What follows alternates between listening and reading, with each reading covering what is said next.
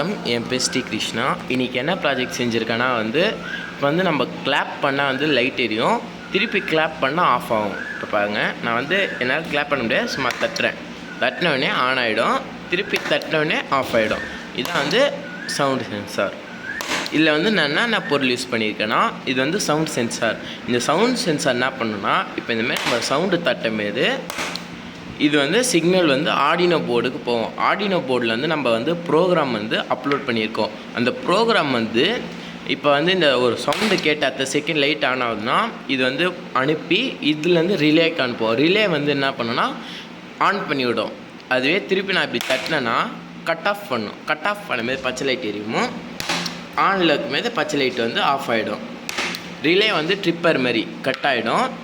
என்ன பண்ணியிருக்கேன்னா, பின்னாடி 2 லைன் எடுத்து இதில் ஒரு லைன் கொடுத்துட்டு மேலே ஏசி லைன் கொடுத்துருக்கேன். ஏசி லைன் கொடுத்துருக்கப்புறம் இங்கே ஒரு ஜாக்கெட் மாதிரி வச்சுருக்கேன். ஏன்னா அப்போனா நம்மளால் ஈஸியாக இருக்கும்.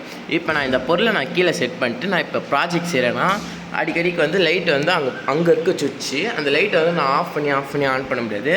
அதுவே நான் இப்படி இந்த பெஞ்சில் ஒரு தட்டு தட்டினே லைட் எரியும், திருப்பி ஒரு தட்டு தட்டினா ஆஃப் ஆகிடும். தேங்க்யூ.